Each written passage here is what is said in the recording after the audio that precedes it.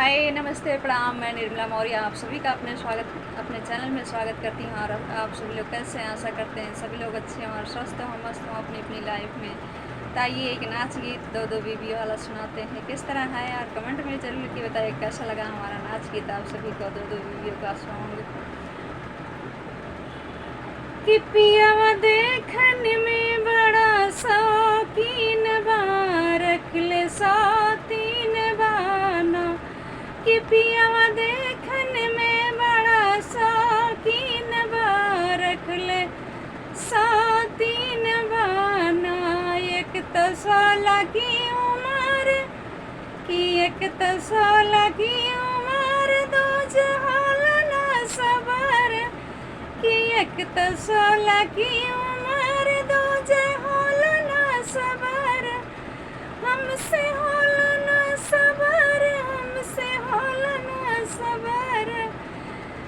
कि हमसे होला ना सबर, हमसे होला ना सबर। कि पियावा देखन में बड़ा शौकीन बा, रख ले सौतीन बाना।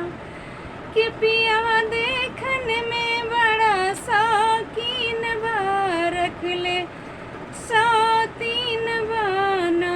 सजिया एक कोह बाट, कि सजिया एक कोह बाट, तीन तीन वहाँ पे सोता। कि सजिया एक ही के बाट, वहाँ पे तीन तीन को सोता।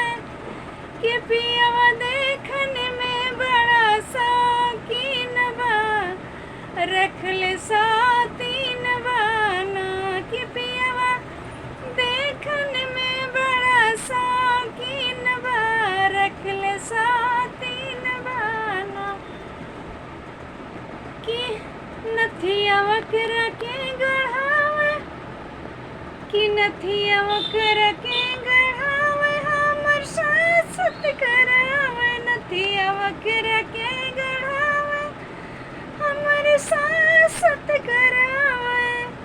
कि हमर सासत करावे। नथिया वकरा के गढ़ावे, हमर सासत करावे। वकर नाम से बजावत रोज बीन बा, रख ले सौतीन बाना।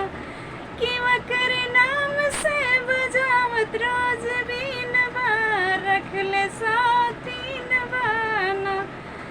कि पियावा देखन में बड़ा शौकीन बा, रख ले सौतीन बाना। कि पियावा देखन में बड़ा शौकीन बा, रख ले सौतीन बाना। तो प्रिय दोस्त, वीडियो अच्छी लगी हो तो मेरा सॉन्ग लाइक ज़रूर कीजिएगा और सब्सक्राइब कीजिएगा और अपना प्यार दुलार आशीर्वाद और अवश्य दीजिएगा। निर्मला ऑफिशियल यूट्यूब चैनल को आप सभी लोगों से मिलते हैं नेक्स्ट वीडियो में। जब तक के लिए बाय बाय, किसी और सॉन्ग के साथ।